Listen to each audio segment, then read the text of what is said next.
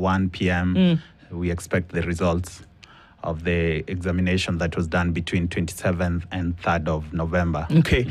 Yeah. Gotcha, Kwanzaa. Just because you work here doesn't mean that you're not going to have to interpret the proverb. No. So nice try. I see what you did, but it's not going to happen. Dennis is going to share today's proverb with you, and we'd love to get you to interpret it. You call situation room the classroom. Today it's the classroom. We start with you interpreting the proverb. Okay. When you hear Congo, what do you think of? Congo. Two things. The country, and also, those big locks, they joined, the locks that are so many of them joined to have a big lock. Yeah. They're called Congos. Trust the dreadlocked man. You always know. look for another. Yeah. Okay. Let's go to the proverb. Okay. When you marry a monkey for its wealth, the money goes, but monkey stays.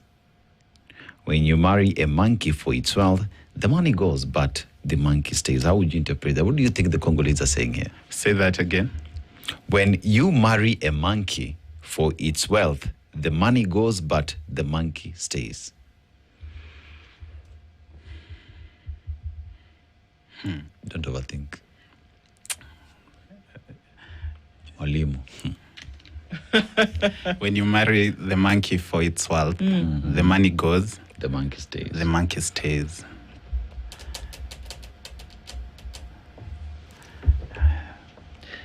I think what they mean is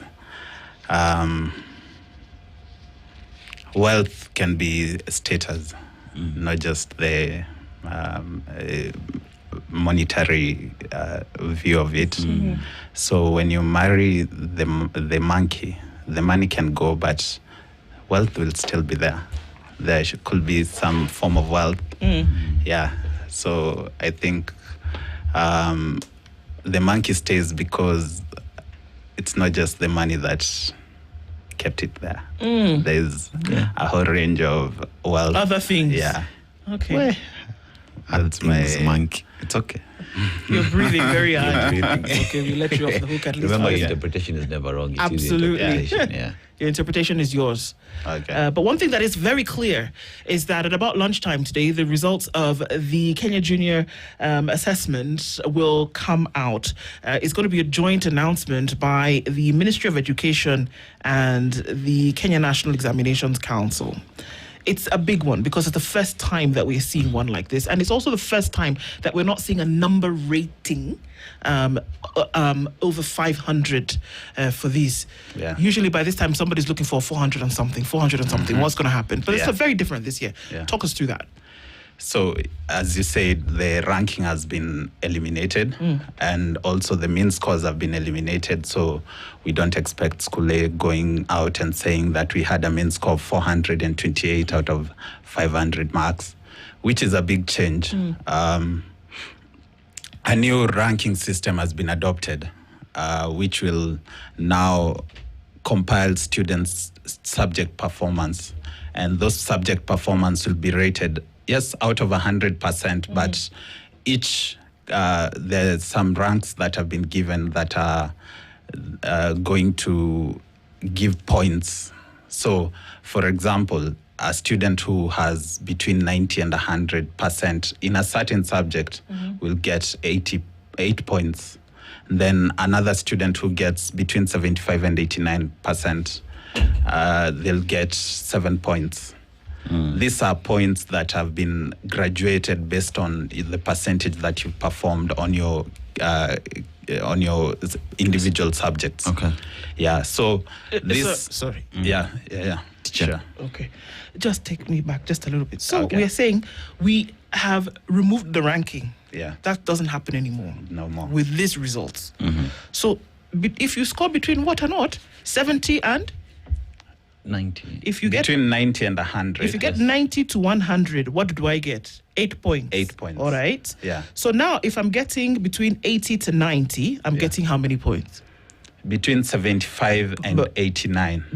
Wow, okay, 70. So what happens to the person who gets between 89 and doesn't get 90? Okay, it doesn't make sense. Anyway, 75 to 90, then I get how many points? You get 7 points. 7 points. Yeah. Okay. Then the third level, you get between 58 and 74%. Yes, 58 to 74%. Say you've done your Kiswahili and you have 74% out of 100. You get 6 points. I get 6 points. Yeah. Okay. And you and the person who got 54, your 58 are on the same category. So whether I got 74% or I got 58%, all of us are getting 6 points. Now you get it. All right. Yeah. So below that, is there for 5 points? Yeah, there's 5 points where you get 41 to 57%. 41 to 57%, I'm getting 5 points. 5 points. Okay. Yeah. And then 3 points, you get 4 points, you get between 31 and 40%. 31 to 40% gives us 3 points. 21 to 30, 3 points. Also 3 points. Yeah. That was 4 points between 31 and 40. I beg your pardon. Yeah. Okay, so 21 to 30 is 3 points. Yeah. All right. Yeah. So, and then the last two is between 11 and 20, where you get 2 points, and 1 and 10, you get 1 point. 1 point. Yeah. Okay. So, How many points, sorry, Dennis, how many points do we want to get in order to move transition? yes. Now, look at it at this from this perspective. You do 9 subjects, and the maximum you can get per subject is 8 points. So the total points a student can get is 72 points. Right. So the highest ranked student will be 72 points. But If we were ranking. yes. Okay. But remember, this student, if he gets 72 points, they might have different marks within that 72 points. Yeah, because it's ranging. Yeah, Yes. because a student who got 90 and they got 90, 90, 90 from the first subject to the last subject, let's say that is like 810 marks. And the student who got 99, 99, 99 or 100, 100 from the first to the last, Is still getting that they're getting 810. yeah. So whether you have those 810 marks or 900 marks total, you still get the same points. Okay. 8 You points. get it. So Yes. what you're trying to do then is to remove this first of all, remove the ranking for sure. Yeah. But then remove this competitive thing whereby we're saying if you don't get a 415 and above, then we don't put you in this particular school. Exactly. All right. Exactly. Okay. But there's a catch to it as well. Yes. Okay. Because this examination, these results we're getting today, the 72 points that the student is gaining today is just 60% of the total mark that they're getting. Oh. So there's another 40%. Where do we get the 40%? The 40% comes from, you see, when these students were in grade 6, they did a test. The assessment, Yes. Yeah. This one They that did the grade 6 KJSEA. is also Yeah. the Yeah. KJSEA, yes. You see, at that point, they said this exam is useless. There's nothing that it contributes to your academic success. But now, this is where it comes to be useful because it will contribute 20%. What you got in your KJSEA is 20% of your final score, KJSEA. So we have 80%, 60 from today's results. Yeah.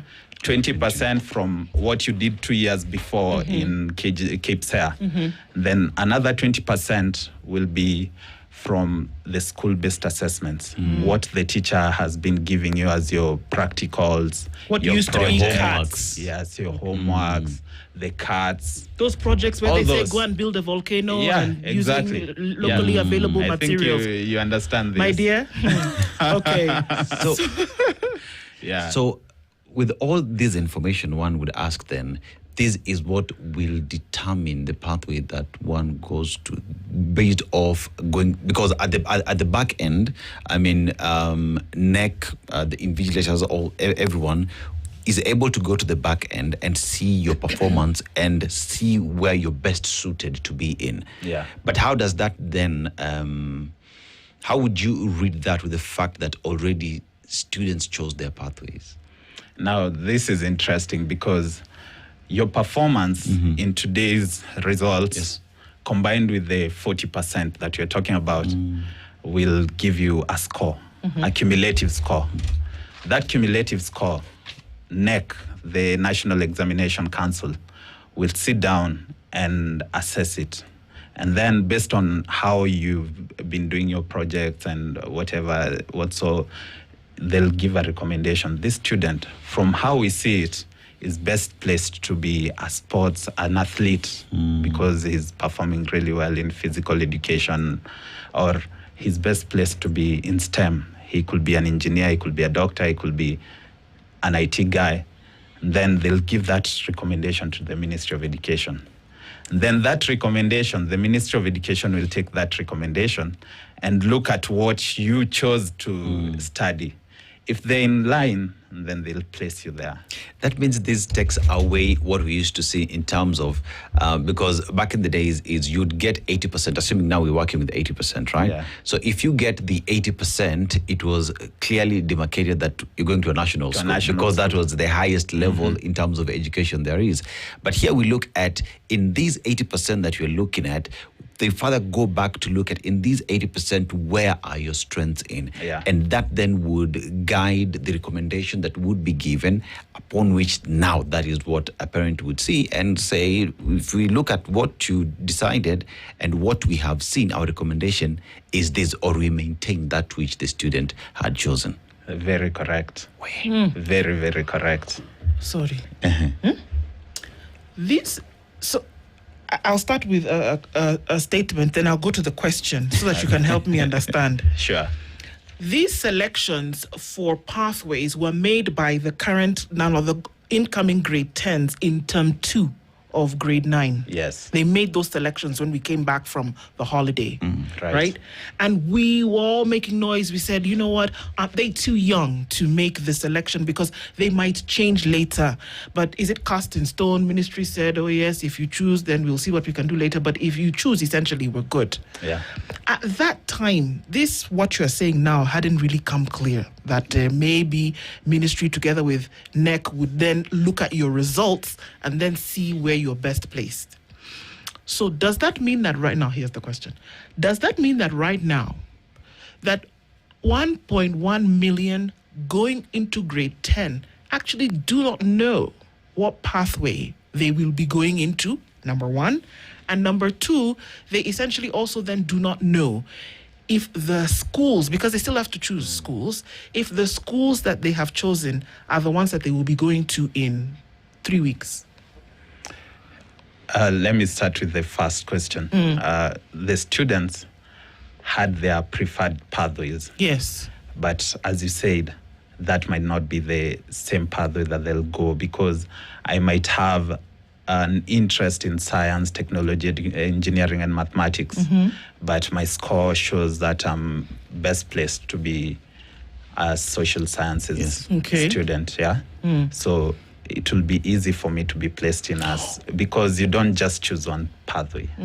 You choose your first pathway and a second pathway.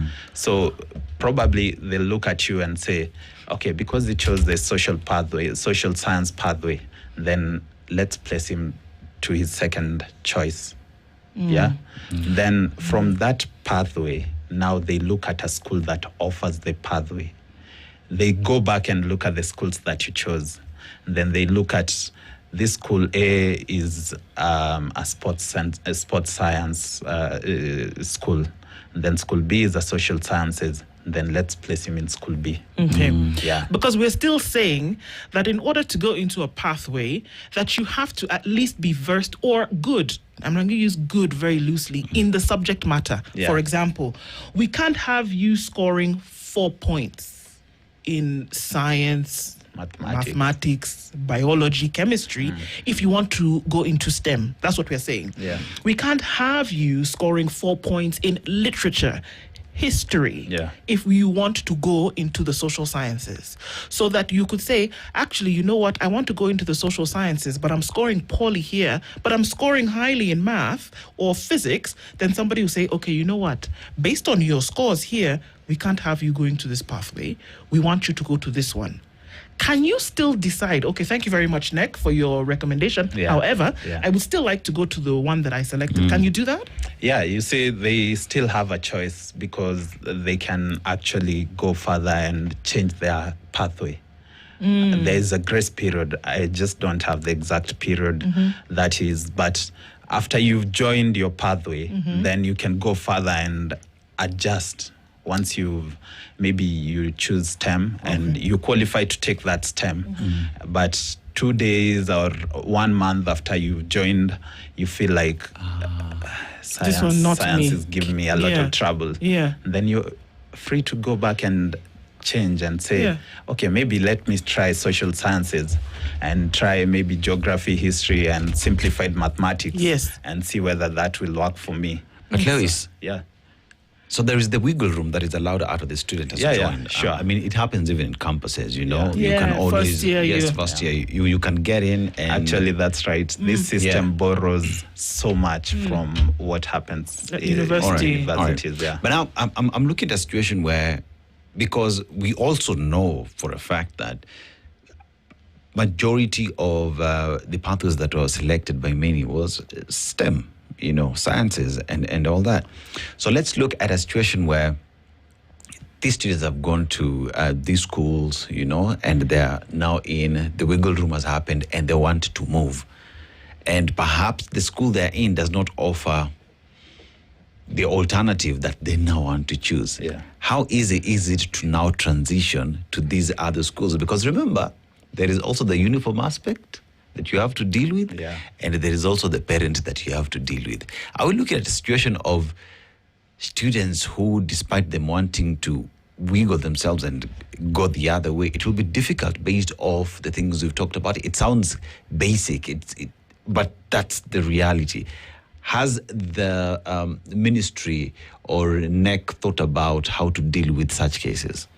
First, social sciences is the most chosen pathway. The ministry wanted STEM to be the majority, most of the students to proceed to STEM. Okay. They wanted at least 60% of the students to proceed to STEM. But from the selection that was done in second term, a lot of the students went to the social sciences pathway. That was the first thing. But now, talking about the change, that's a difficult one because, first, all schools, there's no school that will offer just one pathway. All schools will offer at least 2 pathways. They have to, isn't it? Yeah. Okay. So all schools will offer the STEM pathway. Then social sciences will be the next majority pathway to be offered in most schools. So unless a student now chooses maybe sports science and they were placed in social sciences, then that's where the big disparity is going to come about. But you're right, that's a big challenge because even if it's switching from social sciences to STEM, look at this. This student has been in school for about 2 months. They've been covering some curriculum and syllabus over that period. So when they switch to go back and start their STEM pathway, what happens to the 2 months? And what happens to a parent who I've received these results and I wanted my child to go to STEM, and I still insist that they want to go to STEM? You know, on old days, you're told repeat and do the exam so that you pass.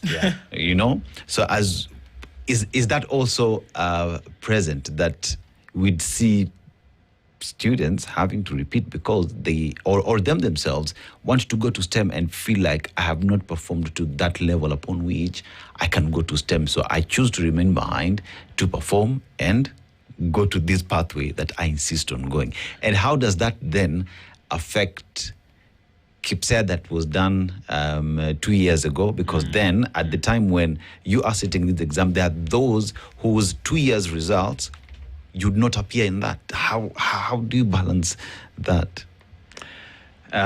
From what I know is that repetition is outlawed in this system. Why? That's what I know. Maybe if you're rich enough, you can take your child to a private school. That one, I think there is so much flexibility on where and how you can approach the joining of any pathway. But when I look at it from the public school setup, then I think that will be a challenge. You can ask for a transfer to another school. You can seek a transfer from school A to school B. maybe you can go and talk to the principal. But now, seeking a transfer, you have to go back to your junior school. You see the schools that you've left. That's where you apply for a transfer from the school that you've been sent to another school. Okay. Yeah. So it's a very, you see, I don't know, have you read the headline? It's a fishing expedition. Yeah. So we're not even sure. We're not even sure what it's going to look like. We don't know. That we're going into 2026 and that because everybody goes back to school on the 5th, 6th of January, except for grade 10s now who come to school a week later as all of this thing is being settled, right? So what we are saying, number one, oh God in heaven, we don't know exactly what's going to happen. We don't know how the processes will be. We don't even know if we will have literature for these pathways that are starting. The approved literature, we've already started hearing from KICD that there is fake literature out there that some parents have already started to purchase, because the authorized approved literature from KICD has actually not been put out into, and this is December. Come on, we're at crunch time here.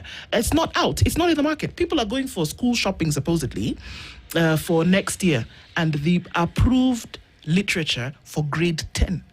Should I complete or just complete? Is not out. These are the realities of what we are working with.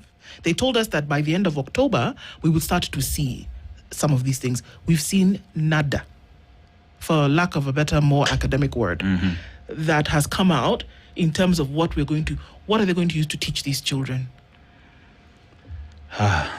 That's a tough one, and I think that's best suited for KICD to explain. But if I was to answer that, I think the material will be there by the time they join. I think the Ministry of and KICD will have made some provision for the textbooks. I don't know. Yes. You see these learners that are going to grade 10? These are the same learners who were in grade 7 when books came out. You know this because you're in education, John. These are the same learners the books came out in second term of grade 7. So for all intents and purposes, whatever was learned in the first 4 months of the lower, of the junior school that we're saying go back to that same junior school was nothing. Diddly squat, because there was no literature, and we're told, okay, we're getting to it. We can't be getting to it in December. There are 2 weeks left in December. By the way, if anybody was asking, there are 2 weeks left in December, and they're starting in the first week of January. So it is a fishing expedition. Because we're not even sure how this is actually going to happen. We will hear Julius Ogamba today tell us how this is. What are those words that they use? Landmark, first time ever. We'll hear all those things today. Game changer. Game changer, Odogu Lion. But is it really? I mean, I applaud new things, but do we see a situation whereby we'll get into this thing? We don't expect everything to move smoothly because obviously you're changing and you're bringing in something new. But at the very minimum, what should we have? First, books are... It's beyond negotiation to have books that are going to be the primary source of teaching and learning in schools. That's a no-brainer. They have to be there. The second thing are teachers. We have to have teachers. But as you said, you remember this grade 9 who are now moving to grade 10 are the first ever group of CDC. Anything. So they've gone through it all. Grade 6, it was still a fishing expedition. We did not know what KJSEA was about. Remember, there was a lot of noise when KJSEA was released at night. You remember? Yes. The results were released at night. And it was a whole circus. The joint junior school has its own fair share of trouble. And they've made it to grade 9. We have to wait and see what will happen in the next 3 weeks. But as you said, books have to be there. And maybe that's one of the major stories we'll be following up in the next 1 month, 2 weeks, 3 weeks. Publishers have been here before, Yeah. and they've talked to you guys. You know the challenges. They've not received their pay for even the previous books that they've published. Yeah. So good. So there's a major challenge when it comes to books, but I know you're not the best person to respond. I'm not the best person to respond you know, to that, but I'm hoping that when they report in 3 weeks, that there will at least be books. At least be books to guide them. Okay. You know, I just want not to be the devil's advocate, but we can almost be certain it will not be there. Why? It's 3 weeks too. Parents right now are shopping for back to school. At that point when schools are opening, one would ask the question, if there was a text that now all they're doing is revision of the same, would be a different question, but there's nothing. Yeah. Remember, these are the very same students as well who got their textbooks in second term at the time when they were in grade what again? 7. Grade 7. You know, these have been the guinea pigs of the system. Of the system, you know. But there's just a lot of problems that these crop of students have gone through, because you look at it in terms of capitation, 0. You know, now we're talking about publishers have not been paid. That also goes to speak in terms of why would I bother to print new textbooks if you've not paid me? You talk about pending bills that does exist. That's a challenge. And that notwithstanding, all you can wish for our parents is all the best, and let's pray for the best that would come 2026, whichever the way. But as an education journalist, this entire system, was it well thought out? You interacted with it for a long time. Was it well thought out, or is it a question of Allah? We did not fix this, let's fix it. Oh yeah, we forgot.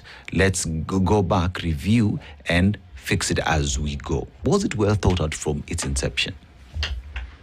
On paper, this is a really good system, because you see, you and I think the three of us went to 844. 844, yes. Yeah, we did our KCP. You remember she went pressure. International.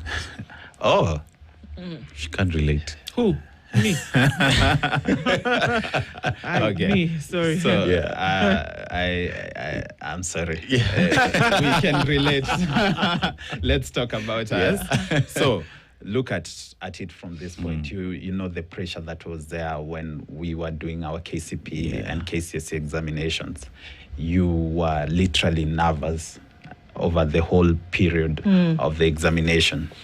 And then you look at this where you already have 40% of your marks secured.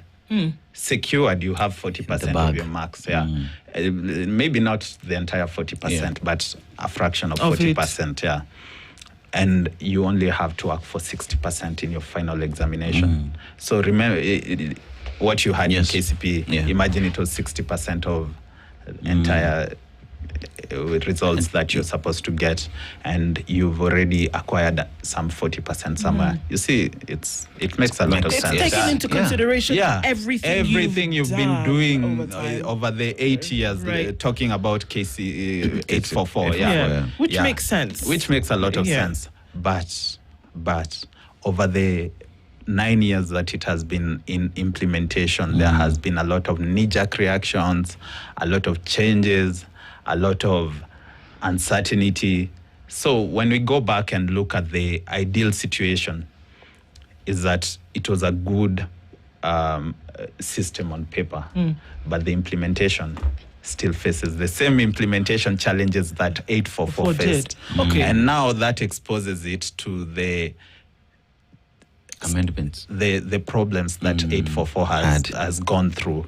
Yeah. So, okay. Yeah. So will we have, and I know that this is for a lot of parents who are, of course, waiting for these results, whether it's deranked or not.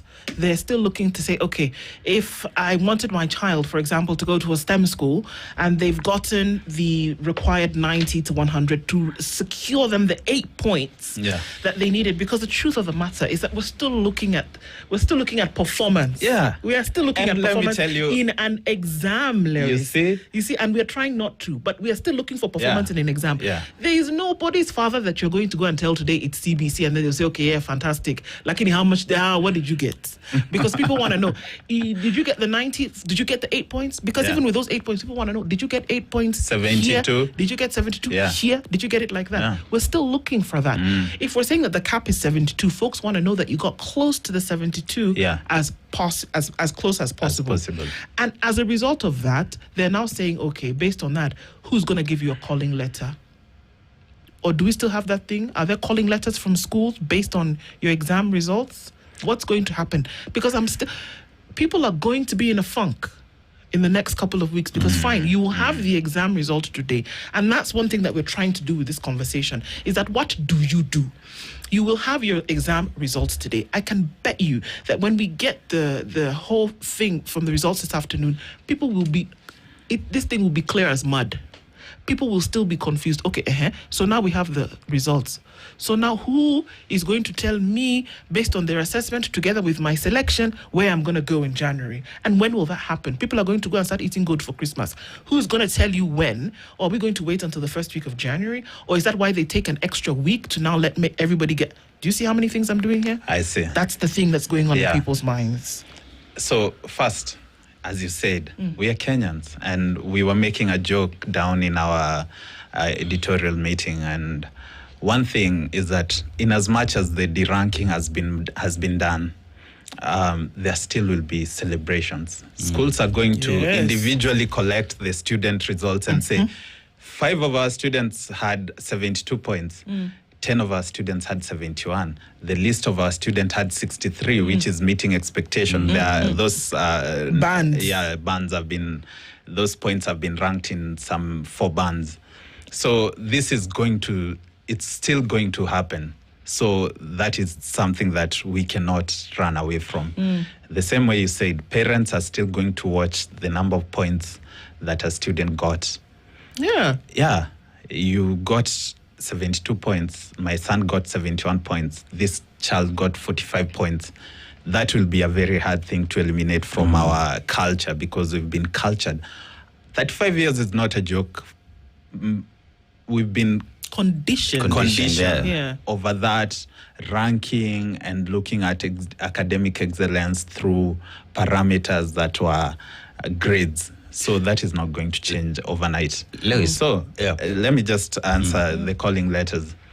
What is going to happen is that the ministry is the one that is going to place you to a certain school. Instead of the schools calling you, now it's the ministry taking you to this school. Okay. And that has been happening even under the 844 Form 1. But as we did it in 844, still, after these students have reported, there'll still be other vacancies that are available where a parent can now seek.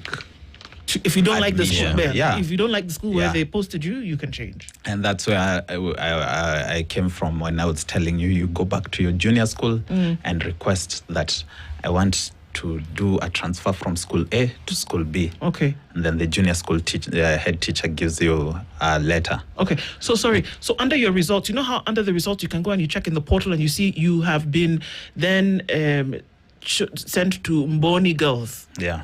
It comes in that one sheet even with this? No. Okay, this is different. The placement will be done much later. Okay.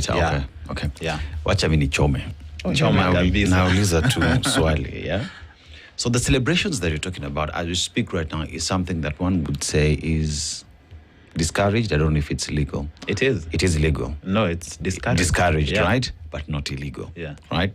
So let's look at a situation where we're saying we will still see schools go out there and celebrate because that's what we've been preconditioned. I look at it from the perspective that, especially if you look at a school, even in public schools, it is business, whichever way you want to look at it. Because the more numbers of students you have, the better the capitation, the more kifua uko nayo of telling people, I am the best school to offer what? Academic prowess. I am the best there is. So it is mainly, want to look at it in terms of we've been preconditioned for 35 years, but it's purely business. And this will also give private schools an opportunity to come out and say, if you do not like the centers that the pathway that you've been sent, we are here. Come to us, and at the end of the day, they will do everything possible there is and post it out, because at the end of the day, it is business and numbers do speak, especially if you look at it from that angle. So it is a question of education as a business, and fact that even the policies or the directives that have been put there still hang out there. You do it the way you want, and how does that then affect the sole purpose of running away from ranking and competition that we saw? Eliminating competition will be a hard task. That will be more so, and nothing against them, private schools. Because the only way you get to market your school is by telling people that my school, this is what we offer, and this is the outcome. These are numbers. The outcome is how your students perform. So KJSEA will be a selling point for many private schools. That's my speculation. From where I see it, I think these schools will do as much as possible, including advertising in our papers. Yes. And we welcome them. So we expect for these schools to come and say 50, we had a candidature of 50, and out of 50 students, we had 20 who had 72 points. We had 15 who had this and this, and only one had 45 points, which is still meeting expectation. So this is excellent performance according to them, and that will be a major selling point. So eliminating celebration and that whole culture of academic prowess within school A and B, that will be hard to eliminate. But now what has been done is that when they try to condense the celebration is by trying to minimize on that extreme galvanizing look that a student A got 450 and student Z got 130. I remember tukiwa when we did our KCP, watu walikuwa wanasema umepata max ni kama ya sadaka ya kanyari, ilikuwa 210 actually 210 marks, because there was that whole scandal, the kanyari, the pastor. So you get where 310 apparently 310. Okay. 310. You get it. So that was something that was very prominent when we did our examination. So you look at it from that perspective. There was that, what do we call it? There was that black sheep mentality where a student is seen as very weak, and there was that stigma that comes with that.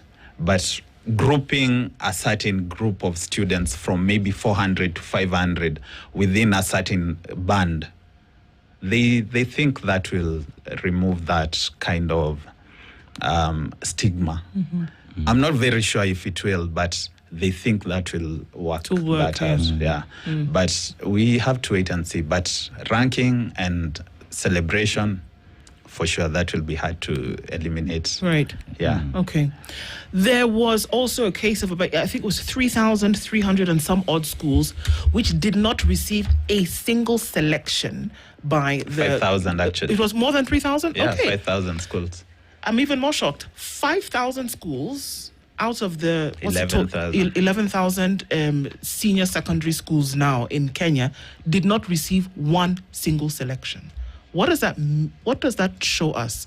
That perhaps the ranking system actually was detrimental to institutions in the country, because that's what it was. It was ranked. It was county, it was extra county. Okay, it was national, then it was county, extra county, sub-county, all of this schools. And that's how till today, if you close your eyes and wake up in the middle of the night, somebody will ask you, which are the top national schools? You know exactly what it is. And you know what the selection everybody's going to be making. Whether you call them pathways or not, people are making the selection based on what they've known. 5,000 schools did not get selected. What's happening now is that with this ministry selection, it's going to level the playing field. So every school now will have a selection of students. But with the option of still being able to move, what happens to those schools who were never selected? You know, one thing I have to fault the ministry for, and this is me as an individual, is because I've done education over a long period.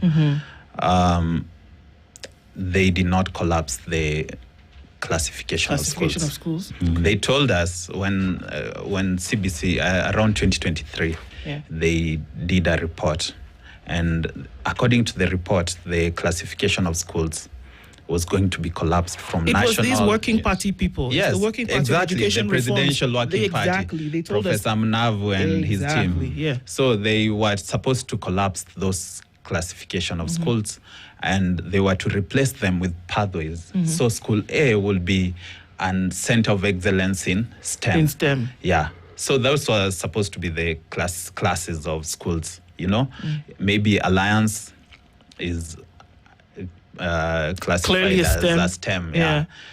Maybe Highway is a sports academic center. You know, and when we came to 2025.